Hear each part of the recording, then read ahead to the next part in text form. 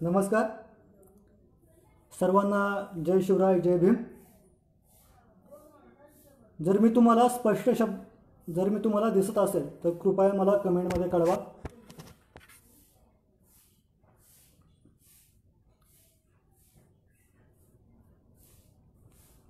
नमस्कार, जर मी तुम्हाला दिसत असेल तर कृपया मला कमेंटमध्ये कळवा, जेणेकरून आपला संवाद हा सुसंवाद होईल. अगदी 2 मिनिटांमध्ये आपण आजच्या विचारांना सुरुवात करणार आहोत. माझा आवाज जर स्पष्ट येत असेल तर कृपया मला कमेंटमध्ये कळवा. सचिन रामटेके आलेत. सचिन रामटेके म्हणतायत की आपण दिसत आहात. जय भीम दादा. दिनकर गायकवाड आलेत. जय भीम दादा. सचिन रामटेके म्हणतायत की आवाज येतोय. धन्यवाद दादा.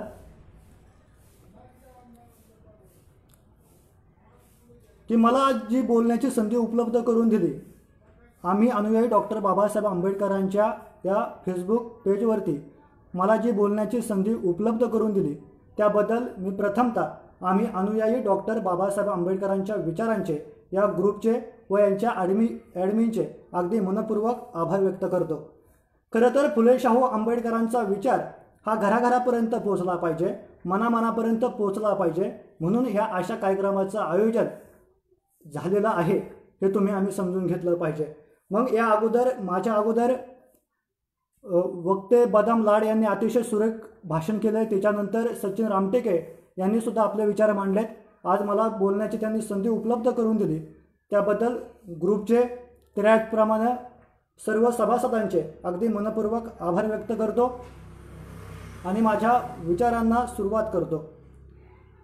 अखंड विश्वाला शांततेचा संदेश देणारे महाकारुणी तथागत भगवान गौतम बुद्ध, शेतकऱ्याच्या मिरचीच्या देठाला हात लावू नका, अन्यथा तुमचे हात कलम केले जातील, असं आपल्या सैन्याला सांगणारे छत्रपती शिवाजी महाराज, ज्या राजाने आरक्षणाची मुहूर्तमेढ रोवली आणि त्या आरक्षणाच्या माध्यमातून इथल्या दलितांना, इथल्या आदिवासींना, इथल्या मागासवर्गीयांना खऱ्या अर्थानं न्याय देण्याचं काम ज्या महापुरुषांनी केलं ते राजश्री शाहू महाराज. ज्या महापुरुषामुळे आमच्या घराघरापर्यंत शिक्षणाची ज्ञानगंगा वाहिली ते महात्मा ज्योतिबा फुले. भारतीय राज्यघटना लिहित असताना मला फारसा त्रास झालाच नाही, कारण माझ्या मागे होतं छत्रपती शिवरायांचं स्वराज्य. अशा शब्दामध्ये डॉक्टर बाबासाहेब आंबेडकरांनी छत्रपती शिवरायांबद्दल गौरवोद्गार काढले. ज्या महापुरुषामुळे डॉक्टर बाबासाहेब आंबेडकरांचा विचार, छत्रपती शाहू महाराजांचा विचार हा अडके पार गेला ते अण्णाभाऊ साठे अशा महापुरुषांना प्रथमतः मी वंदन करतो. त्याचप्रमाणे माता रमाई, माता जिजाऊ, माता सावित्री अशा महामातांना प्रथमतः वंदन करतो. आदिवासी विचारवंत बिरसा मुंडा, तंट्या भिल्ल, नाग्या कातकरी अशा सर्व आदिवासी क्रांतिकारकांना, आदिवासी विचारवंतांनाही विनम्र अभिवादन करतो. आणि मी माझ्या व्याख्यानासाठी सुरुवात करतो की एका बौद्ध धर्मग्रंथामध्ये तथागत बुद्ध आणि आनंदाचा संवाद आलेला आहे. या संवादामध्ये आनंद तथागतांना प्रश्न करतात की हे तथागता, मूलगंध, पुष्पगंध आणि सारगंध हे गंधाचे 3 प्रकार साऱ्या जगाला ज्ञात आहेत, पण असा कोणता गंधाचा प्रकार आहे का की ज्याचा सुगंध हा वाऱ्याच्या दिशेने सुद्धा जातो आणि वाऱ्याच्या विरुद्ध दिशेने सुद्धा जातो? त्यावेळेस उत्तर देताना तथागत बुद्ध आनंदाला म्हणतात की हो आनंदा, मूलगंध, पुष्पगंध आणि सारगंध हे गंधाचे 3 प्रकार साऱ्या जगाला ज्ञात आहेत, पण 4था महापुरुषाचा गंध अर्थात कीर्तिगंध नावाचा गंध की ज्याचा सुगंध हा वाऱ्याच्या दिशेने सुद्धा गेला होता आणि वाऱ्याच्या विरुद्ध दिशेने सुद्धा गेला होता. मला वाटतं डॉक्टर बाबासाहेब आंबेडकर ते कीर्तिगंध असावेत की ज्याचा सुगंध हा वाऱ्याच्या दिशेने सुद्धा गेला होता आणि वाऱ्याच्या विरुद्ध दिशेने सुद्धा गेला होता. खरं तर डॉक्टर बाबासाहेबांना फक्त दलितांचा नेता, फक्त दलितांच्या संदर्भानं मांडलं जातं, पण 26 नोव्हेंबर 1949चा दिवस बाबासाहेब संसदेच्या बाहेर हसत मुखाने येत असतात. अचानकपणे 26 नोव्हेंबर 1949चा दिवस बाबासाहेब संसदेच्या बाहेर हसत मुखाने येत असतात. अचानकपणे पत्रकारांचं लक्ष बाबासाहेबांकडे वेधलं जातं. पत्रकार पळत पळत बाबासाहेबांकडे जातात आणि बाबासाहेबांना प्रश्न करतात की बाबासाहेब, आज तुम्ही हसताय, आज तुम्ही आनंदी दिसताय, या आनंदामागचं आम्हाला कारण कळू शकेल काय? आणि त्यावेळेस हसत मुखानं बाबासाहेब म्हणतात की कालपर्यंतचा राजा इथल्या राजमातेच्या पोटी जन्म घ्यायचा, पण इथून पुढचा राजा हा मतपेटीमधून जन्म घेईल. खऱ्या अर्थानं राजा मतपेटीमधून जन्माला आणण्याचं काम कोणी केलं ना, ते विश्वरत्न डॉक्टर बाबासाहेब आंबेडकरांनी केलं. म्हणून वामनदादा कर्डक आपल्या गायनातून म्हणतात की तुझीच कमाई आहे ग भीमाई, कुणाचीच काही इथे कष्ट नाही. याचाच अर्थ आम्ही सरपंच झालो, जिल्हा परिषदेला निवडून आलो, पंचायत समितीला निवडून आलो, आमदार झालो, खासदार झालो, मंत्री झालो, एवढंच काय मुख्यमंत्री, राष्ट्रपती आणि या देशाचा पंतप्रधान सुद्धा झालो. ही पुण्याई कोणाची असेल ना, तर ही पुण्याई डॉक्टर बाबासाहेब आंबेडकरांची पुण्याई आहे. हे आम्ही समजून घेतलं पाहिजे. आणि मग ह्या डॉक्टर बाबासाहेब आंबेडकरांच्या पुण्याईमुळं मग आज इथला दलित वर्ग असेल, आज इथला आदिवासी वर्ग असेल, आज इथला मागासवर्गीय वर्ग असेल किंवा भारतात राहणारा प्रत्येक नागरिक असेल, हा मानाचं, अभिमानाचं आणि स्वाभिमानाचं जीवन कुठून जगतो ना, तर ते भारतीय संविधानातून जगतो. आणि हे भारतीय संविधान लिहिण्याचं काम कोणी केलं, तर ते डॉक्टर बाबासाहेब आंबेडकरांनी केलं. हे आम्ही समजून घेतलं पाहिजे. खरं तर गेल्या वर्षी डॉक्टर बाबासाहेब आंबेडकरांच्या जयंतीच्या निमित्तानं कारकुडी म्हणून पश्चिम पट्ट्यामध्ये, खेड तालुक्याच्या पश्चिम पट्ट्यामध्ये कारकुडी म्हणून गाव आहे, त्या कारकुडीचे पोलीस पाटील सन्माननीय भीमरावजी थोरात यांनी मला भाषण करण्यासाठी निमंत्रित केलेलं होतं. आणि त्या भाषणासाठी मी गेलेलो होतो. आणि भाषण सुरू होण्यासाठी 10 ते 15 मिनिटं अजून उशीर होता. आणि 10 ते 15 मिनिटं उशीर असल्या कारणानं म्हटलं आता करावं काय, तर जरासा संवाद साधावा. माझ्या शेजारी शेतकरी आजोबा बसलेले होते. त्या शेतकरी आजोबांना मी विचारलं की बाबा, डॉक्टर बाबासाहेब आंबेडकरांनी भारताच्या विकासासाठी काय केलं. त्यावेळेस त्या शेतकरी आजोबांनी सांगितलं की डॉक्टर बाबासाहेब आंबेडकरांनी भारतीय राज्यघटना लिहिली आणि दलितांसाठी खूप काही केलं. मी त्या आजोबांना विचारलं की बाबा, राष्ट्रनिर्मितीचं आपण बाजूला ठेवूया, पण बाबासाहेबांनी इथल्या शेतकऱ्यांसाठी काय केलं. त्यावेळेस त्या आजोबांनी सांगितलं की पोरा, बाबासाहेबांनी भारतीय राज्यघटना लिहिली आणि इथल्या दलितांसाठी खूप काही केलंय. मी आजपर्यंत बाबासाहेबांनी शेतकऱ्यांसाठी कार्य केलंय का, हे आजपर्यंत ऐकलं नाही. मला वाटतं की डॉक्टर बाबासाहेब आंबेडकर हे दलितांचे उद्धारक आणि भारतीय राज्यघटना लिहिणारे असावेत. त्याच्या शेजारी असणाऱ्या एका MA विद्यार्थ्याला मी प्रश्न केला की मी त्याला विचारलं की मित्रा, डॉक्टर बाबासाहेब आंबेडकरांनी भारताच्या विकासासाठी काय केलं. त्यावेळेस त्या MA झालेल्या मित्राने मला उत्तर दिलं. तो मित्र म्हणाला की डॉक्टर बाबासाहेब आंबेडकरांनी इथल्या दलितांना आरक्षण दिलं, डॉक्टर बाबासाहेब आंबेडकरांनी इथल्या मागासवर्गीयांना आरक्षण दिलं, डॉक्टर बाबासाहेब आंबेडकरांनी इथल्या OBCला आरक्षण दिलं, पण याच्या बाहेर मला डॉक्टर बाबासाहेब आंबेडकर दिसत नाहीत. म्हणजे मला वाटतं की बाबासाहेबांनी आरक्षणाचं काम केलं आणि बाबासाहेबांनी दलितांसाठी, मागासवर्गीयांसाठी आदिवासींसाठी खूप काही केलं. इथपर्यंतच डॉक्टर बाबासाहेब आंबेडकरांची छबी मला दिसायला लागते. त्याच्या शेजारी असलेल्या इंजिनियर असलेल्या एका व्यक्तीला मी हाच प्रश्न विचारला की त्याला मी सांगितलं की पहा, मी शेतकऱ्याला विचारलं की डॉक्टर बाबासाहेब आंबेडकरांनी देशासाठी काय केलं. ते म्हणाले की बाबासाहेबांनी इथल्या दलितांसाठी केलं आणि आरक्षणासाठी केलं. मी MAच्या विद्यार्थ्याला सुद्धा विचारलं की इथल्या दलितांसाठी, मी MAच्या विद्यार्थ्याला सुद्धा विचारलं की बाबासाहेबांनी काय केलं, तर त्या MAच्या विद्यार्थ्याने सुद्धा हेच उत्तर दिलेलं होतं की बाबासाहेबांनी आरक्षण दिलं आणि बाबासाहेबांनी भारतीय राज्यघटना लिहिली. तुम्हाला काय वाटतं.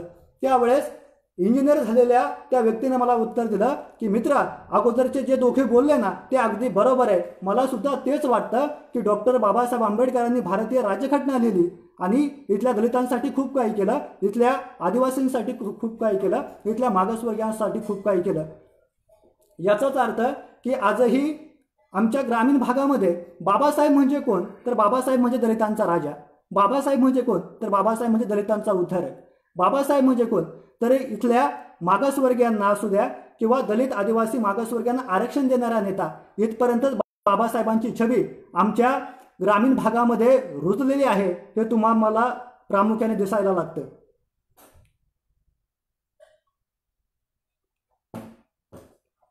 परंतु बाबासाहेबांचा विचार इथपर्यंतच मर्यादित आहे का बाबासाहेबांना जे इथल्या ग्रामीण भागात वाटतंय ते सर्वांनाच वाटतं का.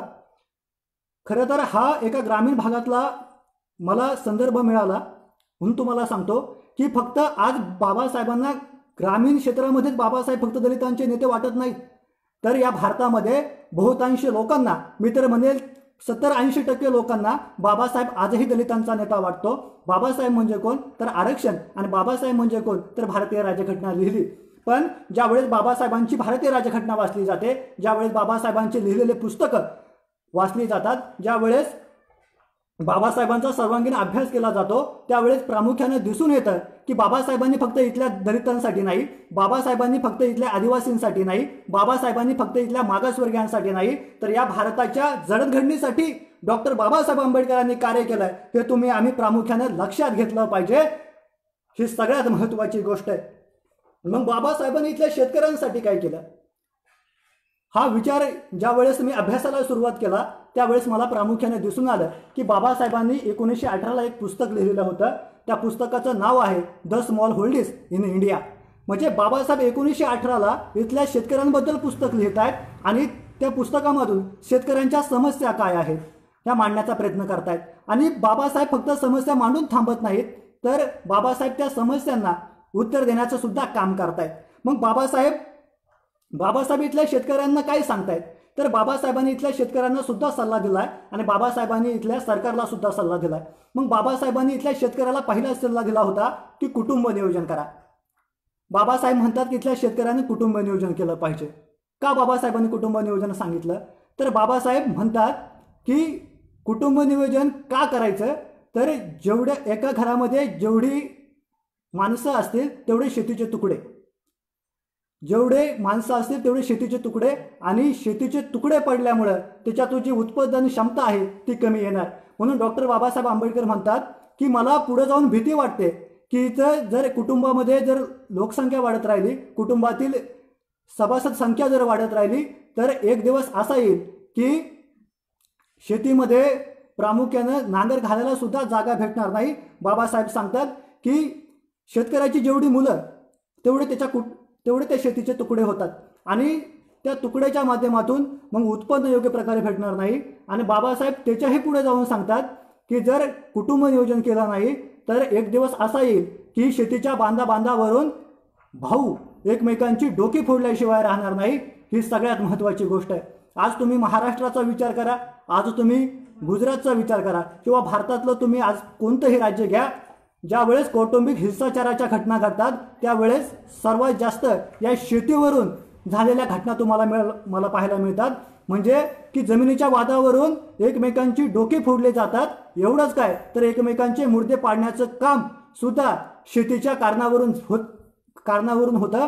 म्हणून डॉक्टर बाबासाहेब आंबेडकरांनी सांगितलेलं होतं की प्रामुख्याने कुटुंब नियोजन केलं पाहिजे.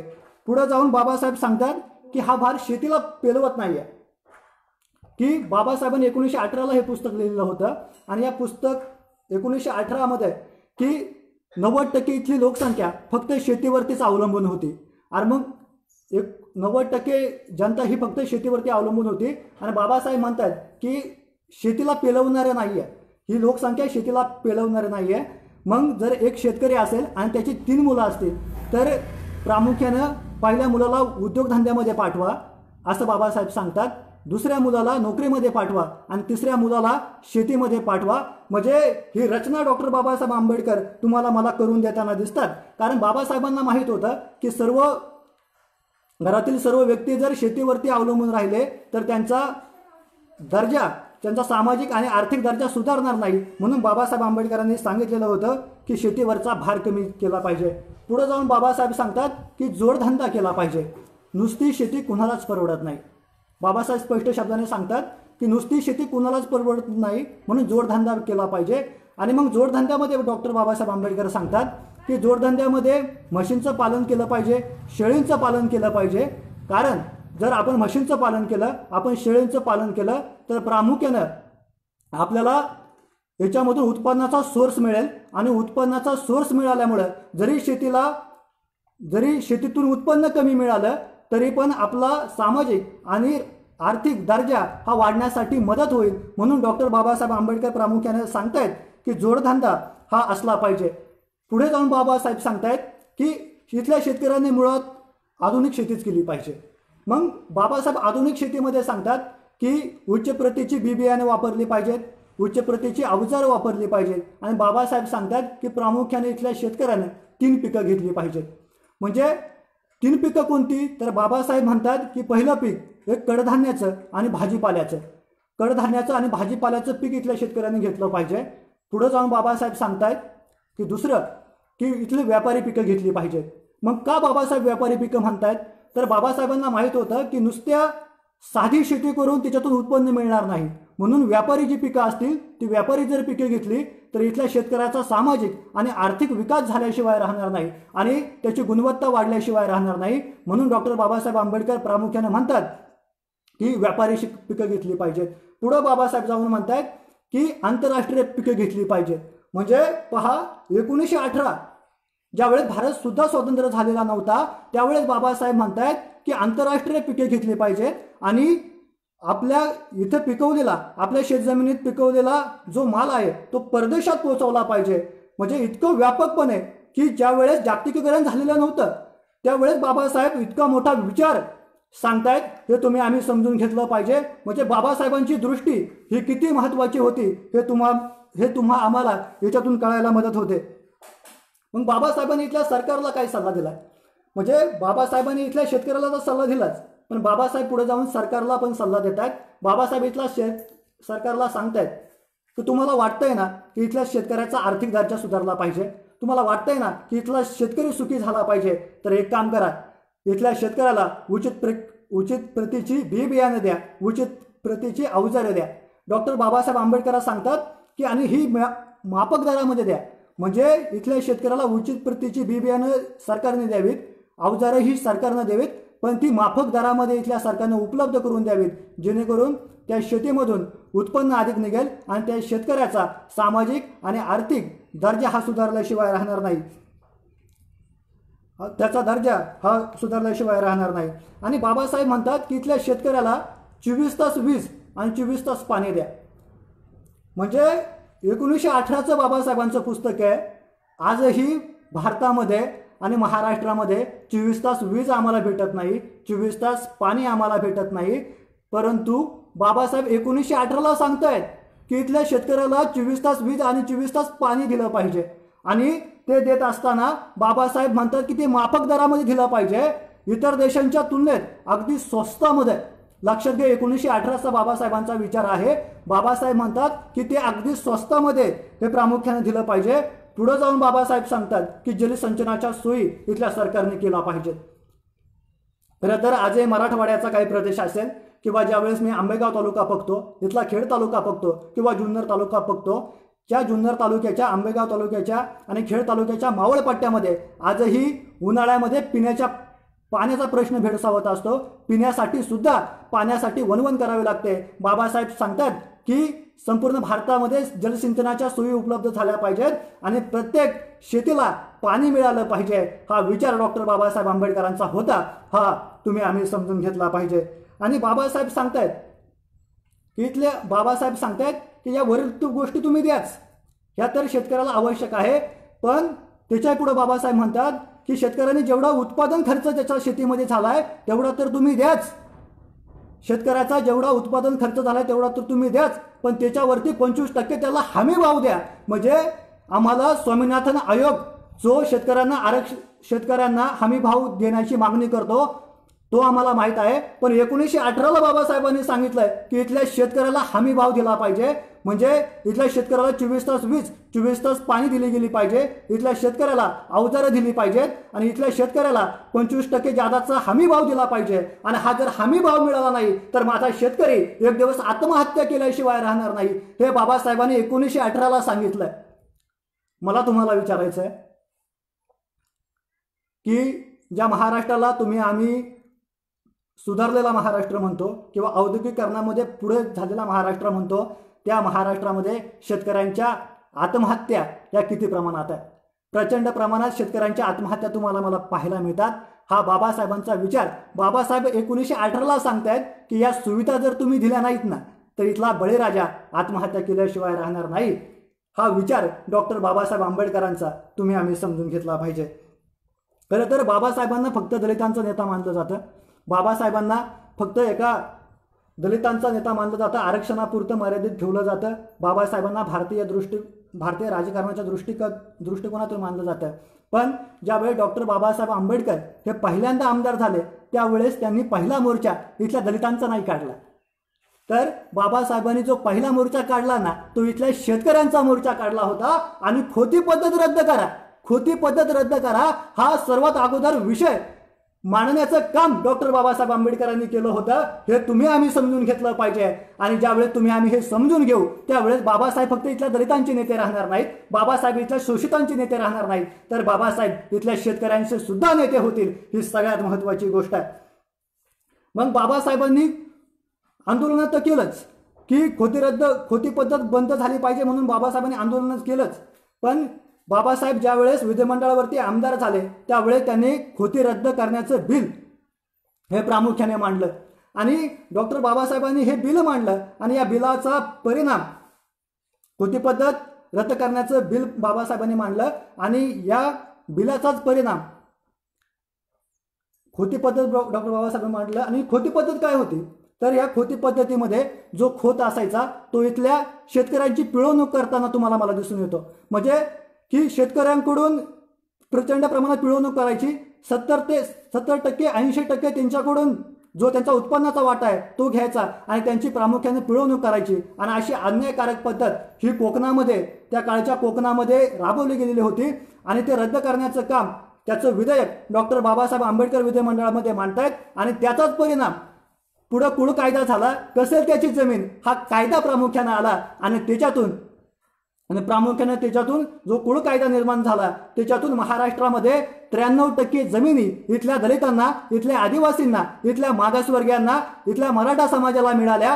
की महाराष्ट्रामध्ये जी 7% जमीन आहे 7% ती वंश परंपरेने आलेली आहे. आणि 93% जमीन जी आहे ती कुळ कायद्यातून आलेली आहे. आणि कुळ कायद्याचा ज्यावेळेस आम्ही अभ्यास करतो त्यावेळेस तो कुळ कायदा हा खोटी पद्धतीवरती अवलंबून असलेला दिसतो. की खोटी पद्धतीचा परिणाम हा कुळ कायदा झाला होता. आणि त्याच्यातून तुमच्या आमच्या सारख्या मग दलित असेल, आदिवासी असेल, मागासवर्गीय असेल आणि इथला मराठा समाज असेल यांना जमिनी मिळाल्या. हे आमच्या सातबाऱ्यावरती, याचाच अर्थ आमच्या सातबाऱ्यावरती ज्या जमिनी मिळाल्या ना त्याचा उद्गाता कोण असेल ना तर त्याचा उद्गाता डॉक्टर बाबासाहेब आंबेडकर आहे. हे आमच्या शेतकऱ्यांना अजून कळलं नाही. ही सगळ्यात मोठी शोकांतिका. आणि खरं तर आम्ही स्वतःला डॉक्टर बाबासाहेब आंबेडकरांचे अनुयायी म्हणून घेतो, आम्ही बाबासाहेबांच्या विचारांचे म्हणून घेतो. मग ते राजकीय विभागातील असतील, ते सामाजिक विभागातील असतील किंवा माझ्यासारखे शिकलेले तरुण असतील, मला त्यांना विचारायचं आहे की डॉक्टर बाबासाहेब आंबेडकरांचा हा शेतीचा विचार आम्ही किती मांडला. डॉक्टर बाबासाहेब आंबेडकरांची जयंती मी लहान असल्यापासून बघतोय. मग आमचा आंबेगाव तालुका असेल, आमचा खेड तालुका असेल, आमचा जुन्नर तालुका असेल, की याच्या पश्चिम पट्ट्यामध्ये जेवढ्या काही जयंत्या झाल्या त्या जयंत्यामध्ये बहुतेक सर्व जयंत्यांमध्ये मी उपस्थित राहतो. आणि राहिल्यानंतर मला दिसतं की ज्या वेळेस आमची राजकीय मंडळी बोलण्यासाठी उभं राहतात त्यावेळेस काय मांडतात की दलितांचा राजा. आमची मंडळी काय मांडतात की महाडच्या 14 तळ्याचं पाणी. आमची मंडळी काय मानतात की आमच्यावरती प्रचंड अन्याय झालेला होता आणि ते सोडवण्याचं काम डॉक्टर बाबासाहेब आंबेडकरांनी केलं होतं. म्हणजे महाडच्या 14 तळ्याचा सत्याग्रह असेल किंवा काळाराम मंदिराचा सत्याग्रह असेल किंवा बाबासाहेबांनी जे दलितांसाठी जे आंदोलनं केली याचा विषय असेल, हा कमी दर्जाचा नाही आहे, हा मोठ्याच दर्जाचा आहे. पण बाबासाहेबांचा सर्वव्यापी विचार आम्ही मांडला आहे का ते मांडण्याचं काम हे प्रामुख्याने आमचं आहे. ही जबाबदारी आम्ही समजून घेतली पाहिजे. कारण ज्यावेळेस बाबासाहेबांचा सर्वव्यापी विचार प्रत्येक समाजामध्ये कळेल त्या दिवशी खऱ्या अर्थानं बाकीचा समाज सुद्धा डॉक्टर बाबासाहेब आंबेडकरांचा विचार समजून घेईल. खरं तर आम्ही भाषणामध्ये की प्राध्यापक हरिनारके म्हणतात की ज्याप्रमाणे डॉक्टर बाबासाहेब आंबेडकरांची मांडणी करायला हवी होती ती आम्ही मांडणी केली नाही. म्हणजे बाबासाहेबांचं आम्ही स्वरूप कसं ठेवलंय तर मध्यंतरीच्या काळामध्ये म्हणजे 5 ते 6 वर्षापूर्वी डीजेवरती गाणं लागायचं की दलितांचा राजा भीमराव माझा. आता दलितांचा राजा भीमराव माझा, मुळात बाबासाहेब दलितांचा राजा असूच कसा शकतो की ज्या बाबासाहेब आंबेडकरांनी भारतीय राज्यघटना लिहिली आणि या राष्ट्राच्या उभारणीसाठी काम केलं तो दलितांचा राजा असू कसा शकतो हा माझ्या पुढे पडलेला सगळ्यात मोठा सवाल आहे. त्यामुळं आम्ही कोणत्या प्रकारची गाणी लिहितोय किंवा बाबासाहेबांची जी व्याप्ती आहे ती संकुचित करतोय की व्यापक करतोय याचा सुद्धा विचार केला पाहिजे. त्याचप्रमाणे रमाईवरती गाणं आलेलं होतं की 9 कोटीची माता ही उदार अंतकरणाची, रमाई झाली कोटी कोटी भीमराव आंबेडकरांची. मुळात रमाई आंबेडकर ही 9 कोटींची माता असूच कशी शकते की ज्या रमाईनं स्वतःची 4 मुलं ह्या समाजाचा उद्धार करण्यासाठी दिली आणि त्याच त्यागामुळं डॉक्टर बाबासाहेब आंबेडकर हे भारतीय राज्यघटना लिहू शकले, विविध क्षेत्रामध्ये काम करू शकले, राष्ट्राचं नाव मोठं करू शकले, राष्ट्राचा दर्जा हा उंच करू शकले, त्यांना साथ देणारी रमाई ही फक्त 9 कोटीची माता असूच कशी शकते, हा माझ्या पुढे पडलेला सगळ्यात मोठा सवाल आहे. कुठंतरी आम्ही याच्यावर सुद्धा गांभीर्याने विचार केला पाहिजे. आणि ज्या वेळेस आमच्याकडे जयंत्या होतात त्यावेळेस बाबासाहेबांचा महाडच्या चौदार तळ्याचा सत्याग्रह असेल किंवा काळा राम मंदिराचा सत्याग्रह असेल किंवा दलितांसाठी केलेलं कार्य असेल, हे आता कळलंय. आता हे सर्वांना कळलंय. आणि डॉक्टर बाबासाहेब आंबेडकरांना जो वर्ग मानतो किंवा पर्टिक्युलर आपण ज्याला बुद्धिस्ट समाज म्हणू, त्याला हे पूर्णपणे कळलंय. त्याच्यामुळं मला वाटतं की हा विचार तर महत्त्वाचा आहेच की त्यांनी महाडच्या चौदार तळ्याचा सत्याग्रह केला किंवा दलितांसाठी जे काम केलं ते तर महत्त्वाचं आहे, पण त्याच्या पुढची मांडणी झाली पाहिजे. याचाच अर्थ की बाबासाहेबांचा अर्थशास्त्रातील विचार सुद्धा मांडला गेला पाहिजे. बाबासाहेबांचा जल पाटबंधारे विभागाचा जो काम आहे ते सुद्धा मांडलं गेलं पाहिजे. बाबासाहेबांचा ऊर्जेच्या क्षेत्रामध्ये असणारा जे काम आहे ते सुद्धा मांडलं गेलं पाहिजे. आणि ज्या दिवशी हे मांडणं होईल ना, त्या दिवशी बाबासाहेबांची प्रतिमा ही व्यापक होईल. आणि ते काम मला वाटतं की जर मी शिकलेलो असेल, जर माझं MA पर्यंत शिक्षण झालं असेल, तर माझ्यासारख्या प्रत्येक तरुणानं बाबासाहेबांचा व्यापकपणे विचार मांडण्याची सध्याची गरज आहे. आमच्या राजकारणी मंडळींनी बाबासाहेबांचा व्यापक प्रमाणे विचार मांडण्याची गरज आहे, हे मला वाटायला सुरुवात होते. मग बाबासाहेबांचा शेतकऱ्यांचा विचार ज्यावेळेस आपण समजून घेतो त्यावेळेस बाबासाहेबांचा शेतकऱ्यांचा ज्यावेळेस विचार समजून घेतो त्यावेळेस तुम्हाला आम्हाला प्रामुख्याने दिसून येतं की बाबासाहेबांनी फक्त इथल्या दलितांसाठी नाही, इथल्या मागासवर्गीयांसाठी नाही, तर इथल्या प्रत्येक घटकासाठी बाबासाहेबांनी कार्य केलं होतं. आणि मला आता विचारायचं आहे की पहा, बाबासाहेबांनी हा विचार शेतकऱ्यांसाठी मांडला. जे शेतकरी आहेत ते फक्त इथल्या दलित समाजाचेच आहेत.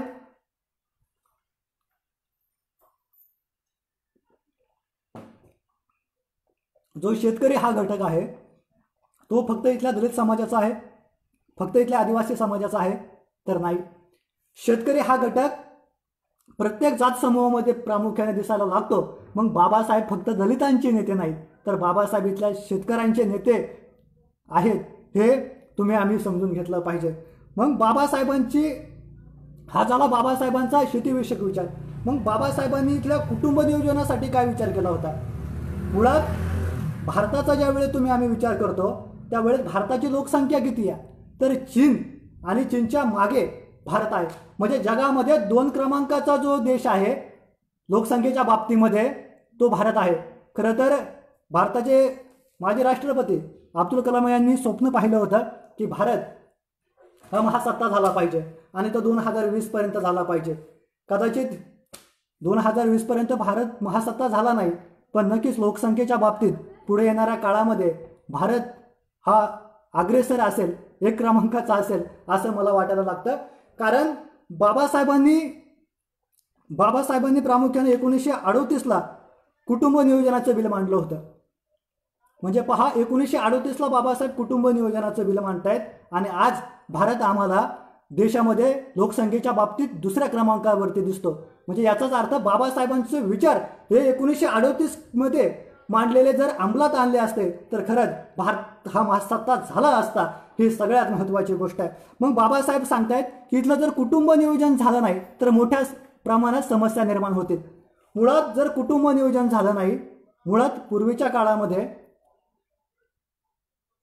आशीर्वाद दिला जायचा की तो आशीर्वाद असा असायचा की अष्टपुत्र सौभाग्यवती भव. म्हणजे एका घरामध्ये 8-8 मुलं, एका घराघरामध्ये 10-10 मुलं, 12-12 मुलं, अशी मुलं असायची. आणि यामुळं प्रामुख्याने मोठ्या प्रमाणात लोकसंख्या वाढली आणि त्या लोकसंख्येचे दुष्परिणाम हे मला दिसून येतात. म्हणून डॉक्टर बाबासाहेब आंबेडकर थेटपणाने सांगतायत की इथं कुटुंब नियोजन झालं पाहिजे. आणि जर कुटुंब नियोजन झालं नाही तर इथं बेरोजगारीची परिस्थिती निर्माण झाल्याशिवाय राहणार नाही. खरं तर मध्यंतरीच्या काळामध्ये एका महानगरपालिकेने शिपाई पदाची भरती ठेवलेली होती. तिचा पात्रता होती 10वी ते 12वी आणि 10वी ते 12वी ही पात्रता असताना सुद्धा त्या पदासाठी इथे MA, MSc, MCom, set, net, MBA अशा उच्च शिक्षण घेतलेल्या विद्यार्थ्यांनी सुद्धा फॉर्म भरलेला होता. याचा दुसरा अर्थ काय, तर आमच्या सेट झालेल्या मुलाला, आमच्या नेट झालेल्या मुलाला, आमच्या MA झालेल्या मुलाला सुद्धा रोजगार भेटत नाही. इतकी भीषण परिस्थिती आज तुम्हाला मला दिसते की इथल्या तरुणांना रोजगार मिळत नाहीत. इतकी भयानक परिस्थिती दिसते. म्हणून बाबासाहेबांनी त्यावेळेस सांगितलं होतं की कुटुंब नियोजन झालं पाहिजे. खरं तर एक सॉफ्टवेअर इंजिनियर होता, आता सध्या मला त्याचं नाव आणि ठिकाण आठवत नाही आहे. एक सॉफ्टवेअर इंजिनियर होता आणि नोकरी मिळत नाही म्हणून त्या सॉफ्टवेअर इंजिनियरने आत्महत्या केलेली होती. आणि ज्यावेळी त्याचा मृतदेह पडला त्यावेळी त्याच्या खिशातून जी चिठ्ठी आली ती चिठ्ठी वाचली गेली. त्यावेळेस कळलं की त्या चिठ्ठीमध्ये लिहिलं होतं की माझ्या मृत्यूचं कारण कोणालाच धरू नये, मी इंजिनियर झालो आणि इंजिनियर झालो असताना सुद्धा मला नोकरी मिळत नाही म्हणून मी आत्महत्या करतोय. खरं तर किती भीषण वास्तव आहे ना या भारताचं. हे भीषण वास्तव बाबासाहेब आंबेडकर हे प्रामुख्याने 1938ला मांडतायत. म्हणजे पहा की इथला इंजिनियर असेल किंवा इथल्या शिपायासाठी नेट सेट झालेलं पोरग फॉर्म भरण्यासाठी जात आहे, शिपायाच्या पदासाठी फॉर्म भरण्यासाठी जात आहे. मग जर कुटुंब नियोजन झालं असतं तर ही परिस्थिती आली नसती. हे बाबासाहेब 1938ला सांगतायत. म्हणजे बाबासाहेबांचा विचार किती व्यापक होता हे तुम्हाला आम्हाला प्रामुख्याने कळायला मिळतं. बाबासाहेब सांगतायत की इथलं जर कुटुंब नियोजन झालं नाही ना तर लोकसंख्या प्रचंड प्रमाणात वाढेल आणि इथल्या साधन संपत्तीवरती ताण येईल. आजच्या परिस्थितीला काय आहे तर जी साधन संपत्ती आहे त्या साधन संपत्तीवरती या लोकसंख्येचा अतिरिक्त ताण येतोय आणि म्हणून इथं गरिबी आणि म्हणून इथं श्रीमंती असे दोन गट हे प्रामुख्याने झालेले तुम्हाला मला प्रामुख्याने मिळतात. म्हणून बाबासाहेबांचा विचार हा किती महत्त्वाचा होता हे तुम्हाला मला कळायला मिळतं. आणि पुढे जाऊन बाबासाहेब सांगतायत की जर कुटुंब नियोजन झालं नाही तर प्रचंड प्रमाणात लोकसंख्या वाढेल आणि इथल्या विद्यार्थ्यांना दर्जाचं शिक्षण भेटणार नाही. म्हणजे उदाहरणासाठी द्यायचं म्हटलं तर पहा, डॉक्टरकीचं जे शिक्षण आहे हे डॉक्टरकीचं जे शिक्षण आहे की MD असेल त्या संदर्भाच्या किंवा MSc नर्सिंग असेल या संदर्भाच्या की इथं सर्वसामान्य मुलं ॲडमिशन घेऊच शकत नाही. याचं कारण असं आहे की पैसे भरावे लागतात आणि हे पैसे भरण्यासाठी प्रत्येकाकडे पैसे असतातच असे नाही.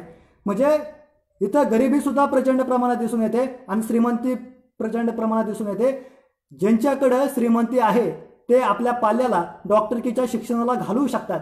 पण ज्यांची परिस्थितीच मुळात कमी आहे, ज्याचा बाप 10,000वरती काम करतो किंवा ज्याचा बाप 15 ते 20,000वरती काम करतो, तो मेडिकलच्या शिक्षणासाठी 1.5 लाख रुपये आणि 2 लाख रुपयाची फी कशी भरणार. म्हणून डॉक्टर बाबासाहेब आंबेडकर म्हणत होते की जर लोकसंख्या वाढली तर उच्च प्रतीचं शिक्षण मिळणार नाही. म्हणून मी विनंती करतोय की कुटुंब नियोजनाचं बिल तुम्ही पास करा.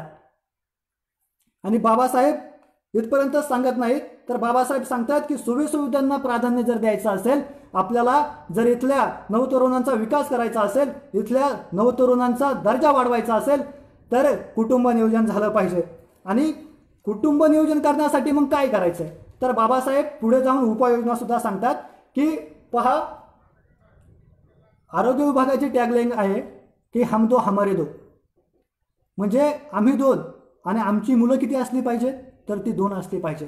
पण बाबासाहेब 1938ला त्या बिलमध्ये सांगतायत की हम दो आणि हमारा एकच. म्हणजे अपत्य एकच असलं पाहिजे.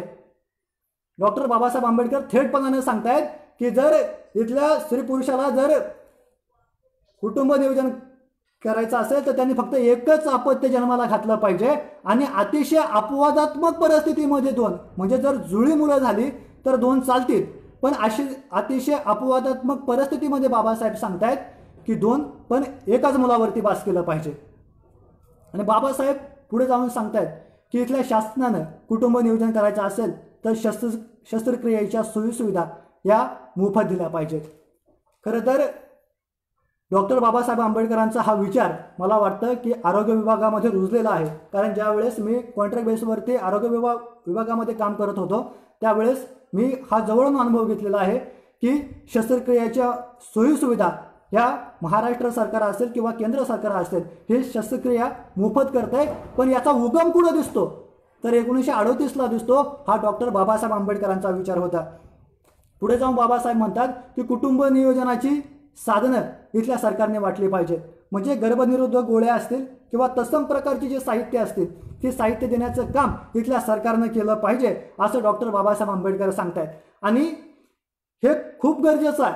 बाबासाहेब सांगतात की जर कुटुंब नियोजन झालं, इथली लोकसंख्या नियंत्रणात आली तर प्रत्येकाला रोजगार मिळणार आहेत, प्रत्येकाचं शिक्षण हे चांगलं होणार आहे. त्याच्यामुळं कुटुंब नियोजन म्हणजे राष्ट्रासाठी आपण केलेला हा उपाय म्हणून डॉक्टर बाबासाहेब आंबेडकर सांगतात.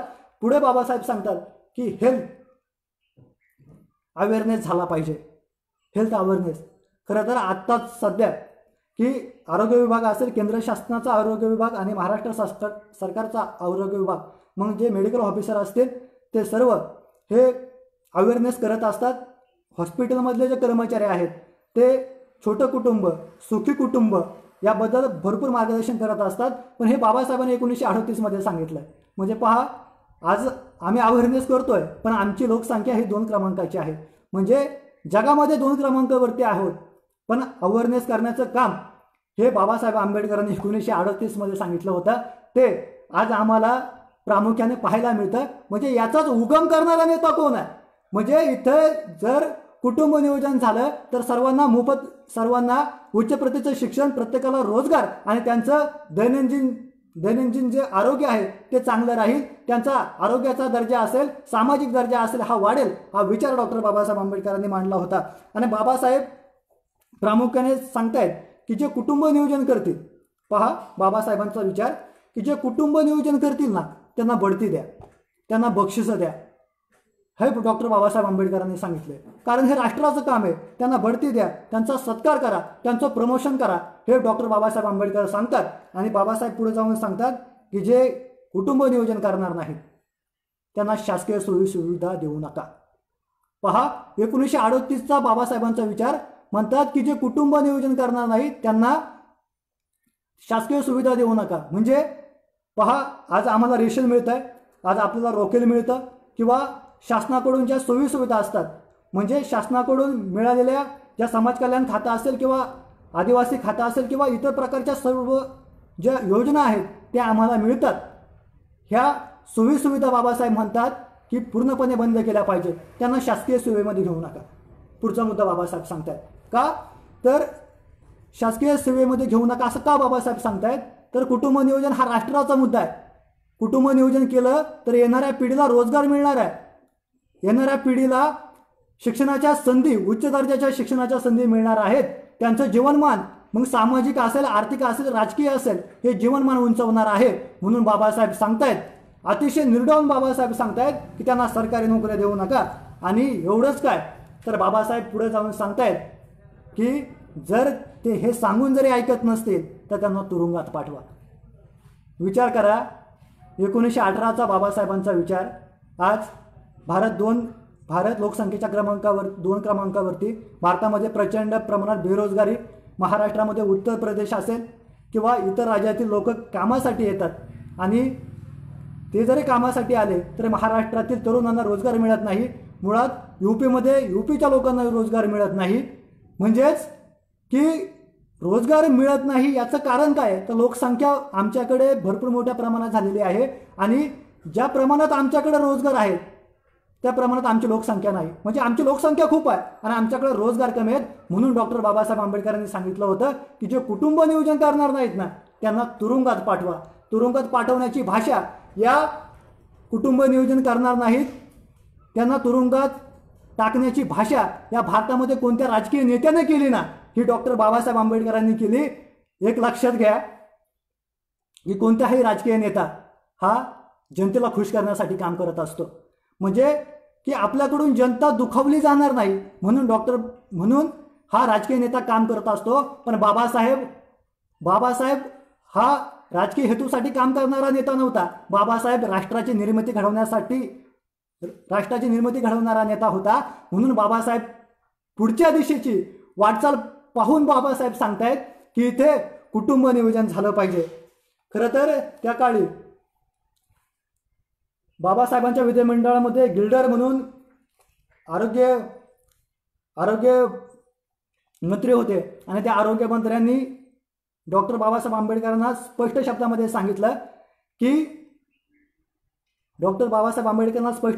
सांगितलं की जितकी काही लोकसंख्या वाढते ना ती वाढू द्या, त्यांच्या रोजगाराची चिंता तुम्ही करू नका, त्याची चिंता इथलं सरकार करेल, आम्ही करू.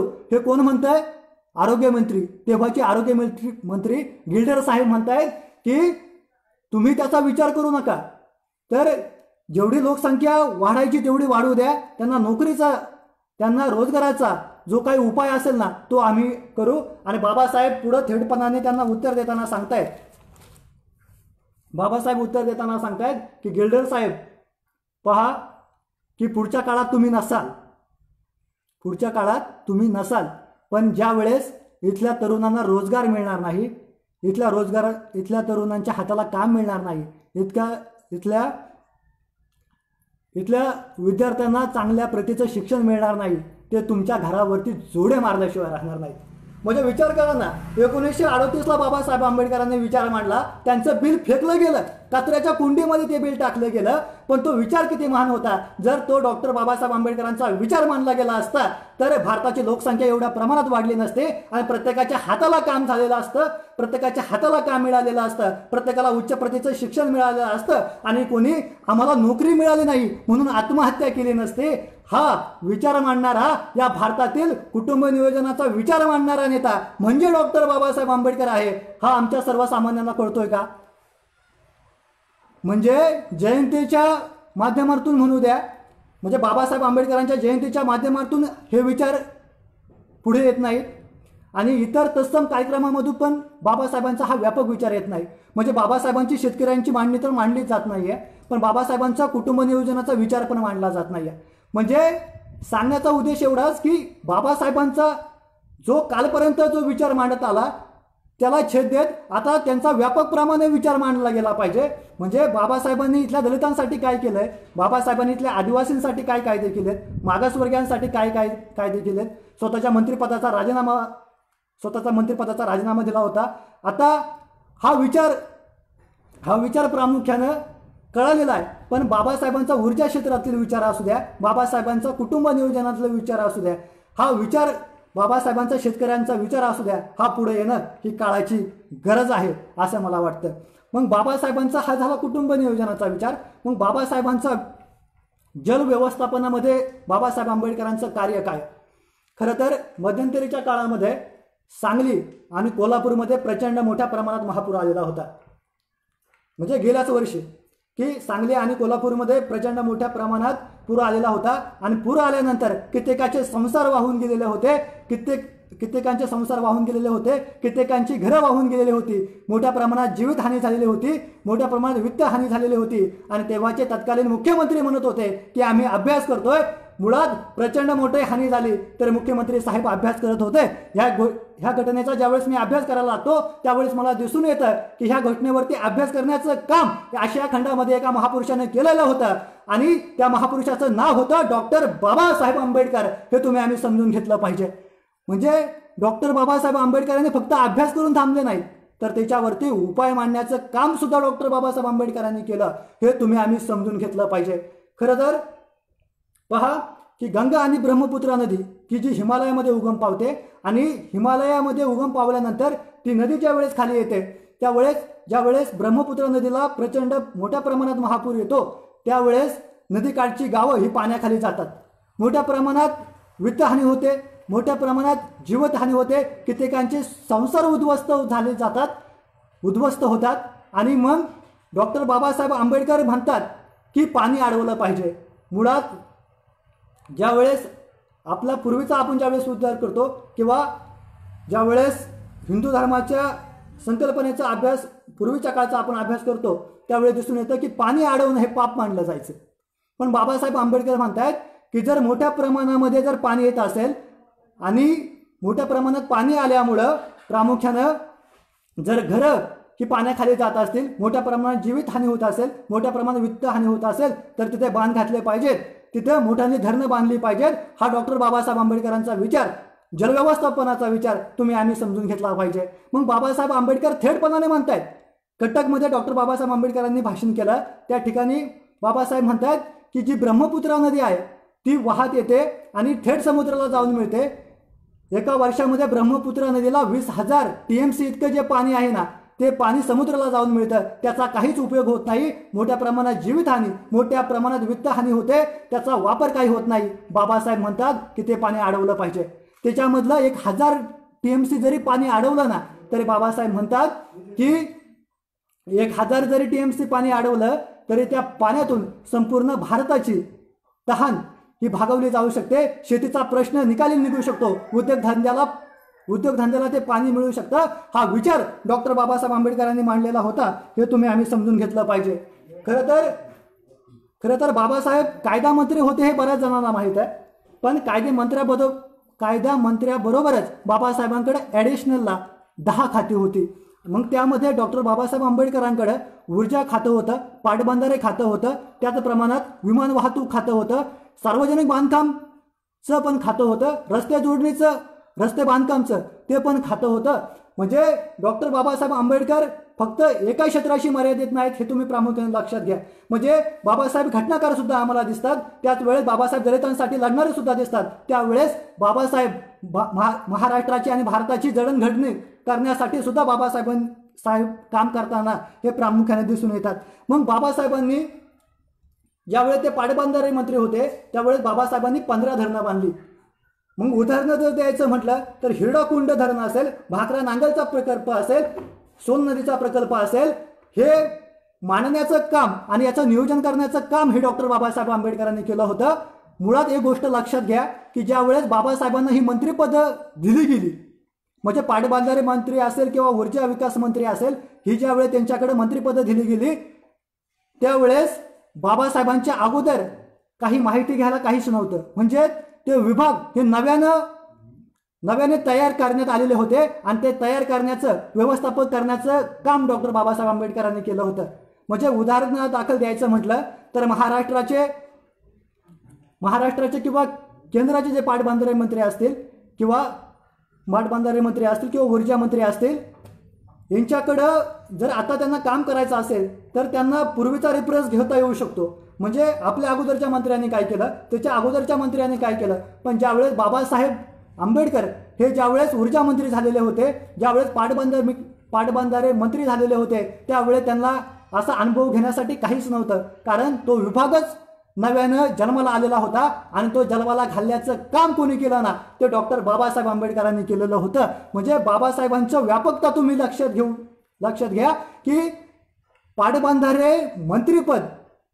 पाटबंधारे विभागाचं जे काही स्ट्रक्चर आहे, म्हणजे पाटबंधारे विभाग हा कसा असला पाहिजे, त्याच्यामध्ये कोणती पाटबंधारे मंत्रिपद डॉक्टर बाबासाहेब आंबेडकर म्हणतात की पाटबंधारे जे मंत्रालय आहे ते मंत्रालय नेमकं कसं असलं पाहिजे, त्याच्यामध्ये कसे विभाग असले पाहिजेत, त्या विभागांचं कार्य कसं असलं पाहिजे, याचं संपूर्ण नियोजन हे डॉक्टर बाबासाहेब आंबेडकरांनी केलं होतं. पुढे जाऊन बाबासाहेब आंबेडकरांनी भारतीय राज्यघटनेमध्ये मग महाराष्ट्र असेल आणि समजा कर्नाटक असेल आणि यांचा जर पाण्यावरून वाद लागला तर तो सोडवायचा कसा याचा सुद्धा कलम ही भारतीय राज्यघटनेमध्ये दिसून येतात. म्हणजे बाबासाहेबांचा विचार हा किती व्यापक होता हा आम्ही समजून घेतला पाहिजे. मग भाकरा नांगल असेल, हिरडाकुंड असेल, या धरणांवरती जलविद्युत लक्षात घ्या की जलविद्युत निर्मिती झाली पाहिजे, हे डॉक्टर बाबासाहेब आंबेडकरांनी प्रयत्न केला आणि भाकरा नांगलमध्ये बाबासाहेब आंबेडकरांच्या काळामध्ये जलविद्युत निर्मिती झाली.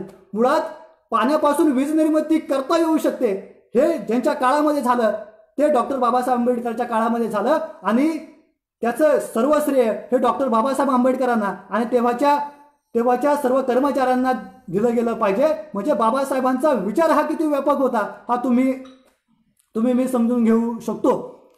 प्रामुख्याने बाबासाहेबांनी पुढे जाऊन नदीजोड प्रकल्प मांडला. मग काय होता हा नदीजोड प्रकल्प?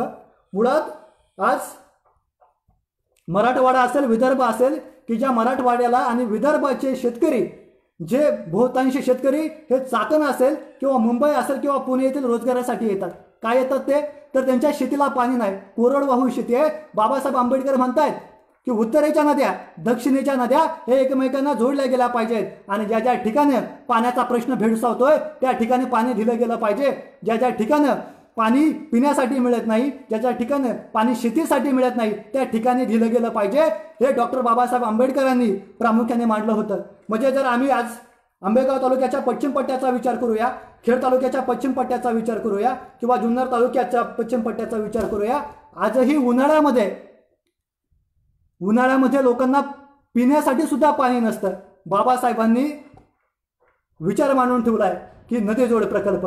खरं तर नदीजोड प्रकल्पावरती जर खऱ्या अर्थानं जर काम झालं असतं तर मराठवाडा आणि विदर्भाच्या शेतकऱ्यांच्या आत्महत्या हे झाल्या नसत्या. कारण त्या शेतकऱ्यांच्या आत्महत्या करण्याच्या कारणामध्ये त्यांना पाणी सुद्धा मिळत नाही. हा सुद्धा एक भाग आहे. हे तुम्ही आम्ही प्रामुख्याने समजून घेतला पाहिजे. एवढंच काय तर बाबासाहेब आंबेडकर हे प्रकल्पग्रस्त पुनर्वसन समितीचे अध्यक्ष होते. म्हणजे लक्षात घ्या की बाबासाहेबांनी कोणकोणत्या आघाडीवरती काम केलंय.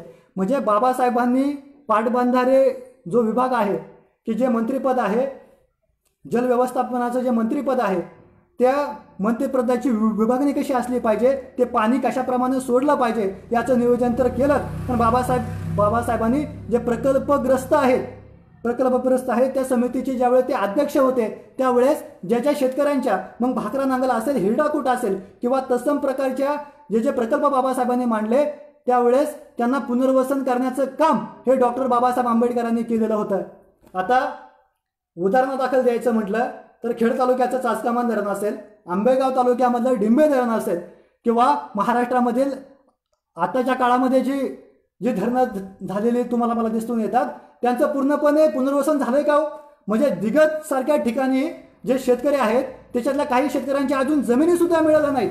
पंचाळे जे गाव आहे त्या पंचाळेच्या ज्या शेतकऱ्यांच्या जमिनी मिळाल्या, निम्म्या लोकांच्या जयंती मिळाल्या, निम्म्या लोकांच्या जमिनी त्यांना पुनर्वसनात मिळाल्या. पण कित्येक शेतकरी अजूनही त्या विभागाकडे, पुनर्वसन विभागाकडे हेलपाटे घालताना मला प्रामुख्याने दिसून येतात. त्यावेळेस मला दिसून येतं की डॉक्टर बाबासाहेब आंबेडकरांसारखा जर मंत्री असेल ना, त्याच्याकडे व्हील पॉवर असेल ना, तर त्याच्या शेतकऱ्यावरती, पुनर्वसन झालेल्या शेतकऱ्यावरती कधीच अन्याय होणार नाही. हा विचार डॉक्टर बाबासाहेब आंबेडकरांचा तुम्ही आम्ही समजून घेतला पाहिजे.